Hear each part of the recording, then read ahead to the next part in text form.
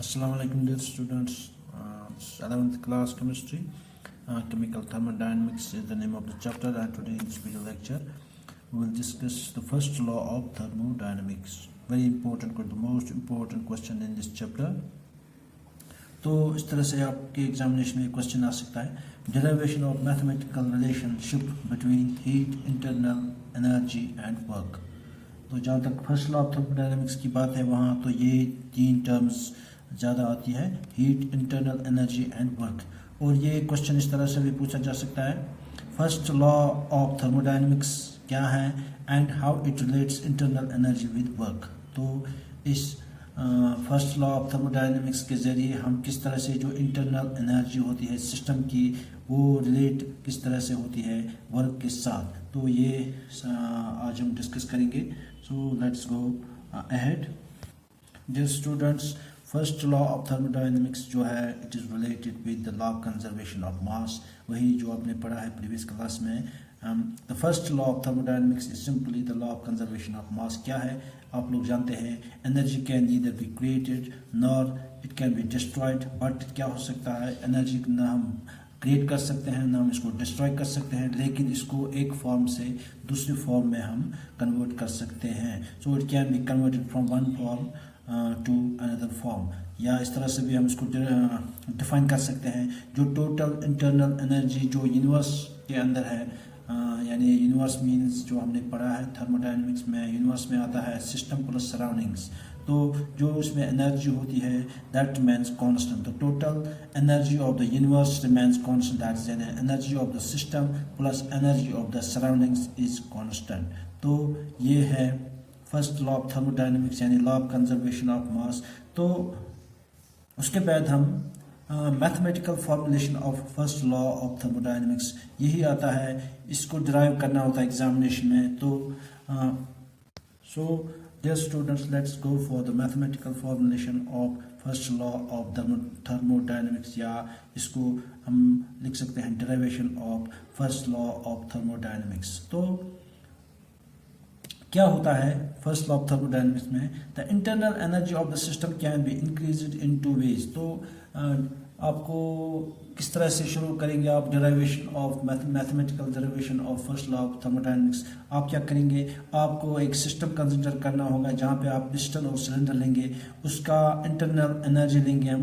तो the internal energy of the system can be increased in two ways. तो दो तरह से हम उस सिस्टम, यानी system means cylinder plus piston, movable piston, तो उसको हम दो तरीकों से इंटरनल एनर्जी उसकी बढ़ा सकते हैं। एक तो अपने पास उसके अंदर एनर्जी होगी, और जो हम उसको उसकी इंटरनल एनर्जी जो है उसको हम कैसे इंक्रीज कर सकते हैं, दो तरीकों से। किस तरह से, by supplying heat to the system.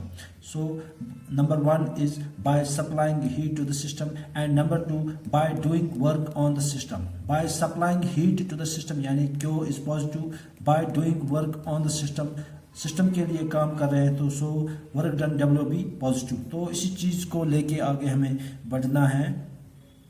जो स्टूडेंट्स, तो चलिए सबसे पहले हम मान लेते हैं, let us suppose that the initial energy of the system U1। चलिए हम एक सिस्टम है जो मैंने पहले भी बता दिया, हम थर्मोडायनामिक्स में सिस्टम हम लेते हैं पिस्टन प्लस सिलेंडर। यूँ मान लेते हैं ये जो सिस्टम है उसके अंदर ये जो internal energy, let us suppose that is U1 यानी इनिशियल इंटरनल एनर्जी, इसको हम इनिशियल स्टेट भी कह सकते हैं। सो इनिशियल स्टेट में जो उसकी एनर्जी है that is U1 internal energy. तो उसके बाद क्या होता है, if the system absorbs the heat Q, then its internal energy becomes. तो ये U1 तो इसके पास अपनी इंटरनल एनर्जी, और हम हीट इसको सप्लाई करते हैं सिस्टम को। सो इसको ये Q जो है ये ऐड होता है। उसके बाद हम वर्क करते हैं सिस्टम के लिए। If further the work W is done on the system, the internal energy of the system further increases and becomes. तो ये अपनी internal energy of the system U1, Q is the heat supplied to the system, and W is the work done on the system, यानी for the system या on the system। तो यूँ मान लीजिए ये है अब total internal energy of the system, उसको हम equal to U2। So initial state जो थी इसकी उसमें इंटरनल एनर्जी U1 और ये मान लीजिए final internal energy of the system U1 plus Q plus W, इसको हम मान लीजिए इसको हम नाम देंगे U2. So the change in the internal energy of the system, final internal energy minus initial internal energy, that is U2 minus U1. I will repeat it once more. So final internal energy of the system is equal to U1 plus Q plus W, and initial internal energy of the system, that's U1. So U1 plus Q plus W को हमने equal किया है, इसका नाम दिया है U2. So change in the internal energy of the system, final internal energy of the system, that is U2 minus initial internal energy of the system, that is U1. So U2 minus U1 is the change in the internal energy of the system. So dear students, U2 minus U1 is the change in the internal energy. तो इसको हम इस sign से लिख सकते हैं, that's change in internal energy of the system is equal to Q plus W. यहाँ पे आप देख सकते हैं this is final minus initial, U2 minus U1, U2 के पास U1 plus Q plus W minus U1 cancel, that becomes Q plus W. तो मैंने यहाँ पे लिखा है change in the internal energy of the system is equal to Q plus W. तो अपनी एनर्जी जो थी उसके पास दैट वाज U1, तो चेंज जो आई है, जो उसमें इंक्रीज हुई है, that is quantity of heat supplied and work done on the system, that is Q plus W. This is the mathematical expression for first law of thermodynamics. यहाँ पे लिखा है मैंने, equation A is the mathematical formulation of first law of thermodynamics. यहाँ diagram के जरिए भी हमने दिखाया है, दिस इज द सिस्टम यानी piston plus cylinder, U1 is the internal energy of the system. फिर हम इस सिस्टम को हीट देते हैं यानी Q is the heat supplied to the system. So the internal energy increases U1 plus Q. Further हम काम करते हैं सिस्टम के लिए, that's work done W is done on the system. तो ऐड होके ये बनता है U1 plus Q plus W. इसको हमने नाम दिया है U2. यहाँ से ज़्यादा अंडरस्टैंड होगा आपको. So this is initial state of the system, this is final state of the system, this is final internal energy of the system, this is initial internal energy of the system. So final minus initial internal energy of the system gives the change in the internal energy, yani increase in the internal energy of the system. So this is the final equation, mathematical formulation, mathematical derivation of first law of thermodynamics. तो यहाँ पे थोड़ा